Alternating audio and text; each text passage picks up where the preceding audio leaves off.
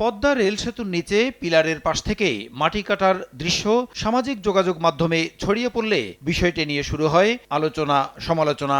বৃহস্পতিবার সচিবালয়ে কর্মরত সাংবাদিকদের সংগঠন বিএসআরএফ সদস্যদের সঙ্গে সড়ক পরিবহন ও সেতু মন্ত্রীর মতবিনিময়ে উঠে আসে সেই প্রসঙ্গ।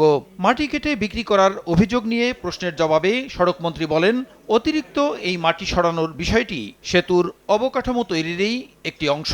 মাটি সরিয়ে নিলেও এটি রেল সেতুর জন্য ঝুঁকিপূর্ণ নয় বলেও মন্তব্য করেন তিনি। এই মাটি সরানো ব্রিজ বানানোর কনস্ট্রাকশনেরই অংশ, যদিও দেরি হওয়ার ফলে এখন সেটাকে মনে হচ্ছে মূল স্থাপনা জন্য ঝুঁকি হয়ে নিশ্চয়ই কোনো ব্যক্তির সাথে মাটি সরানো হচ্ছে। এটা হলো আসল জায়গা। 2 বছরের মধ্যে রাজধানীর 4টি বাস টার্মিনাল সরিয়ে নেয়ার পাশাপাশি শিগগিরই রাজধানীর বিভিন্ন স্থানে থাকা বাস কাউন্টার সরিয়ে পরিবহন ব্যবস্থাপনায় শৃঙ্খলা আনার কথা জানান তিনি।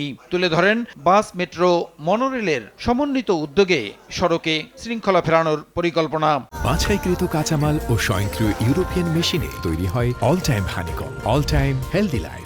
বাস স্ট্যান্ডগুলি 2 থেকে 2.5 বছরের মধ্যে, গাবতলীরটা হিমায়তপুর, আপনার মহাখালীরটা হচ্ছে উত্তরা আবদুল্লাহ, কাছাকাছি ওখানে 50 বিঘা জায়গা অ্যাকোয়ার করতে চলেছি আমরা ইতিমধ্যে।